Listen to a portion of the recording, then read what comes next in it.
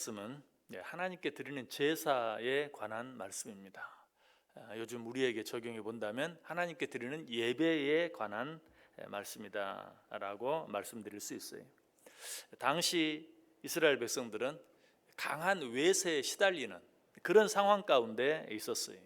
그러다 보니까 하나님을 믿으면서도 그들의 마음이 하나님께 가 있는 것이 아니라 그들을 다스리고 지배하는 총독들에게 가 있었어요.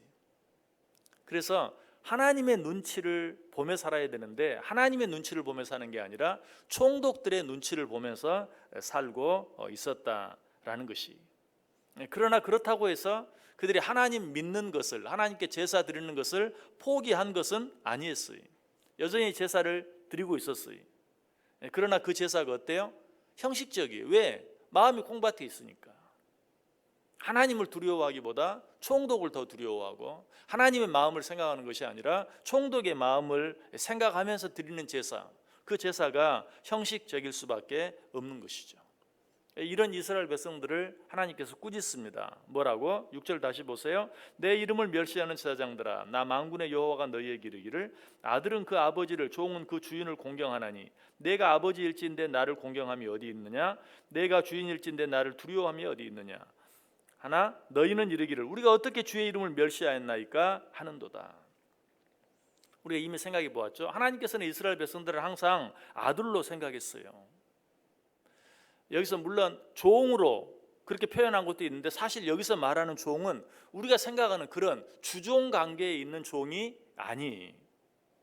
왜냐하면 성경이 분명히 그렇게 말하죠. 종은 아버지의 뜻을 알지 못한다. 그러나 하나님께서는 어떻습니까? 우리에게 자기의 모든 것들을 가르쳐 주시고 말씀해 주셨어요.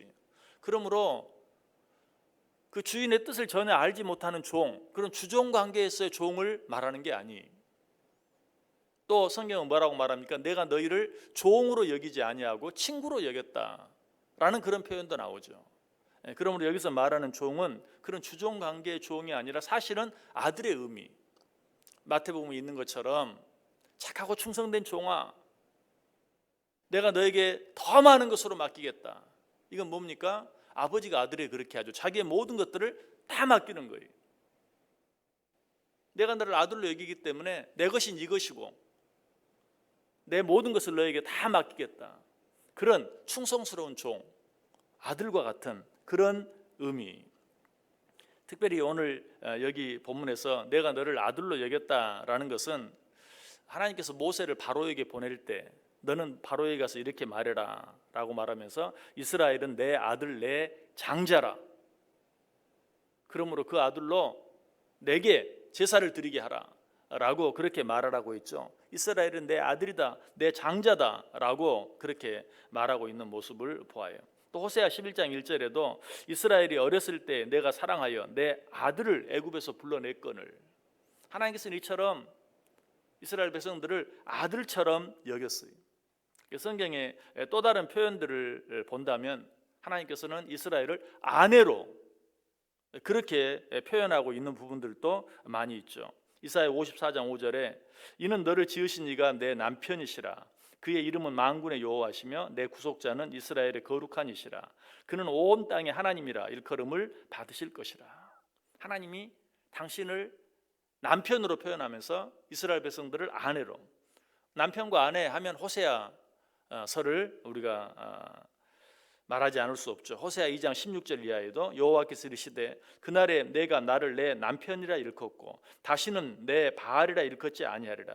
내가 바알들의 이름을 그의 입에서 제거하여 다시는 그의 이름을 기억하여 부르는 일이 없게 하리라. 그날에는 내가 그들을 위하여 들짐승과 공중의 새와 땅의 곤충과 더불어 언약을 맺으며 또 이 땅에서 활과 칼을 꺾어 전쟁을 없이 하고 그들로 평안히 눕게 하리라. 내가 내게 장가들어 영원히 살되 공의와 정의와 은총과 긍휼히 여김으로 내게 장가들며 진실함으로 내게 장가들리니 내가 여호와를 알리라. 여기서는 이스라엘 백성들을 뭘로? 아내로 그렇게 표현하고 있어요.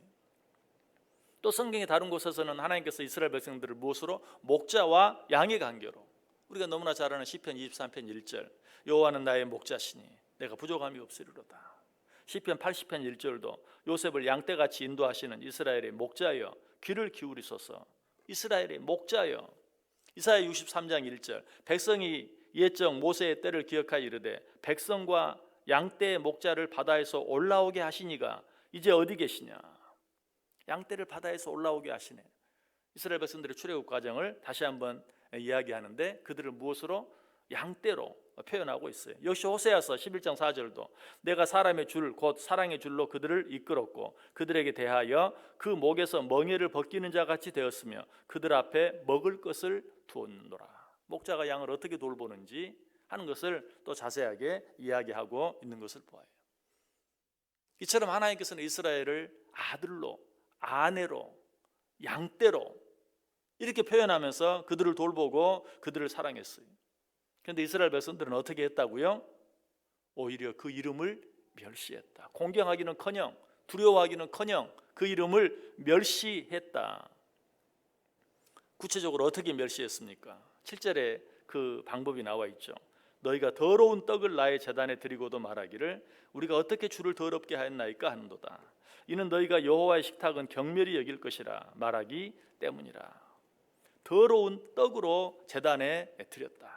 더러운 떡, 아무런 정성도 들어가 있지 않는, 아무런 경외함도 없는.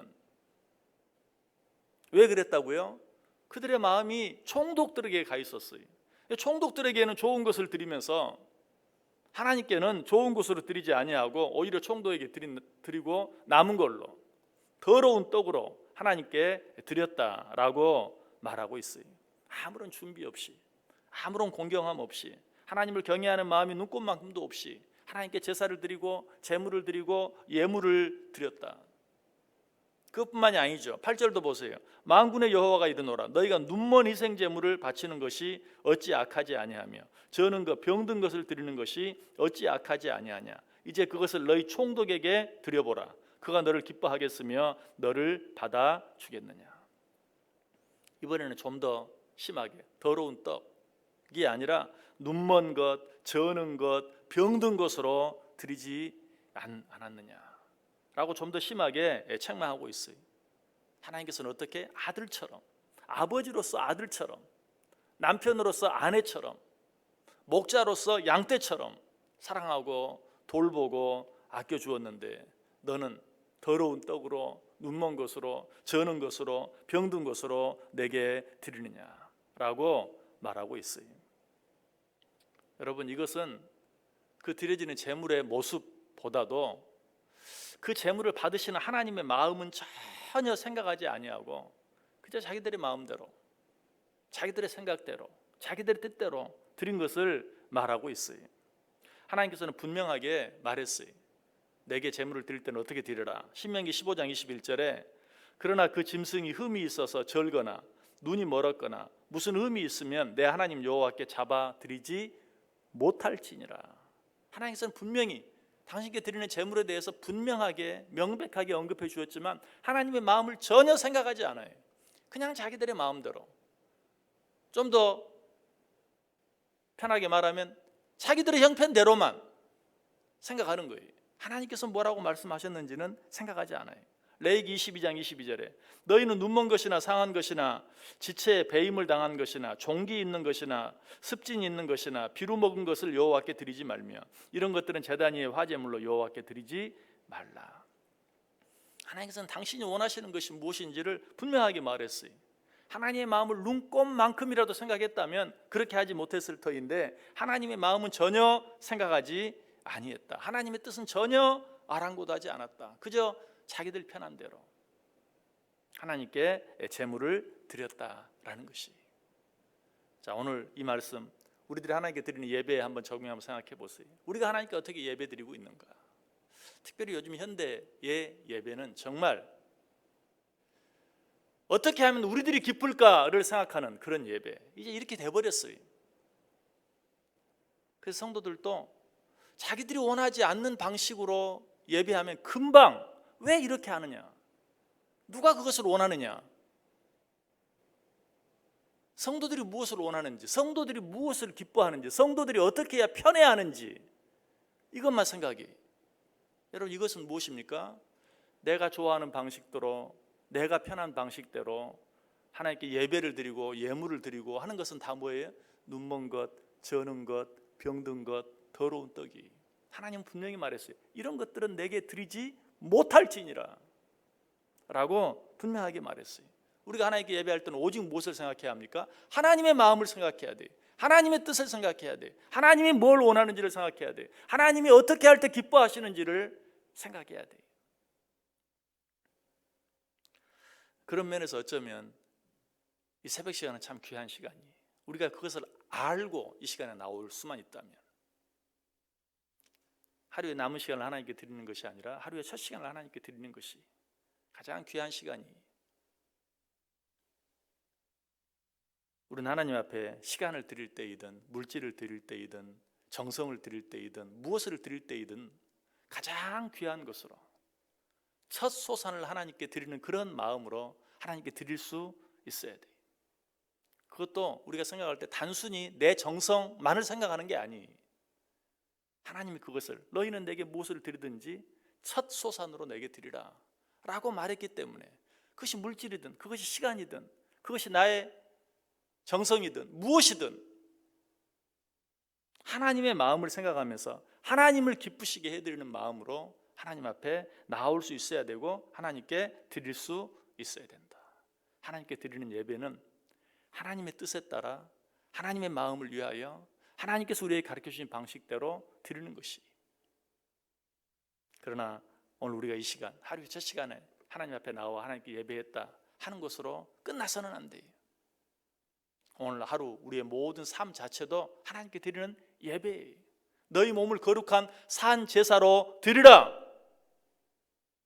시작은 좋았는데 그냥 세상의 여러 가지 더러운 세상적인 방식대로 하루 종일 내 삶을 더럽히는 것은 더러운 떡을 하나님께 드리는 것이, 병든 것, 저는 것, 눈먼 것으로 드리는 것이. 시작이 반이라는 말도 있어요. 그러나 시작은 아무리 많이 생각을 해도 반 이상은 아니. 시작이 반이라는 말은 정말 시작을 굉장히 크게 중요하게 여겨서 하는 말이, 그러나 그것이 전부는 아니. 시작이 아무리 중요하다 할지라도 반에 불과해. 여러분 오늘 아름답게 시작하셨어요. 오늘 하루의 삶을 하루의 첫 시간을 하나님께 드린 자들답게 하나님의 뜻을 생각하고 하나님의 마음을 생각하면서 하루를 살아드려 보세요. 그래서 하나님께서 우리를 향해서 네가 어찌하여 나는 너를 아들로 아내로 양으로 생각했는데 너는 왜 나를 멸시하느냐? 너는 왜 내 이름을 멸시하느냐? 너는 왜 내게 더러운 떡을 드리느냐? 왜 눈먼 것 저는 것 병든 것을 드리느냐? 라고 책망하는 것이 아니라 착하고 충성된 종아 라고 말하면서 내가 너에게 더 많은 것으로 맡기겠다 라고 오히려 칭찬할 수 있는, 칭찬받을 수 있는 복된 하나님의 자녀들, 복된 하나님의 종들, 복된 하나님의 양들 다 되실 수 있기를 주님의 이름으로 간절히 축원합니다.